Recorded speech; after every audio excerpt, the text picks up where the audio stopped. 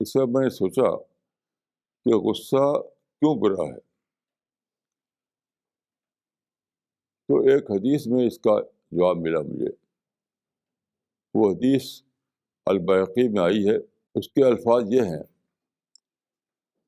ان الغضب لیشہد الایمان. غصہ آدمی کے ایمان کو بگاڑ دیتا ہے. ان الغضب لیشہد الایمان.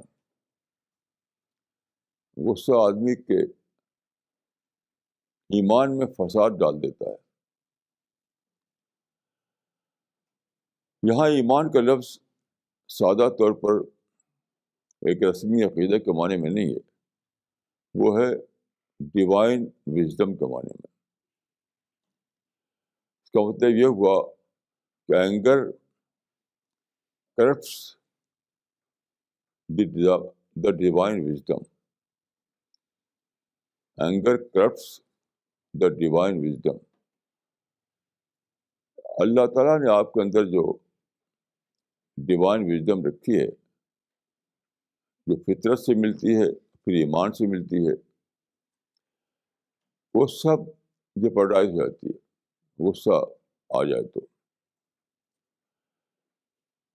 دیکھیے، اس پر میں نے غور کیا تو میری سمجھ میں آیا کہ پہلا نقصان جو غصے کا ہوتا ہے وہ کیا ہے؟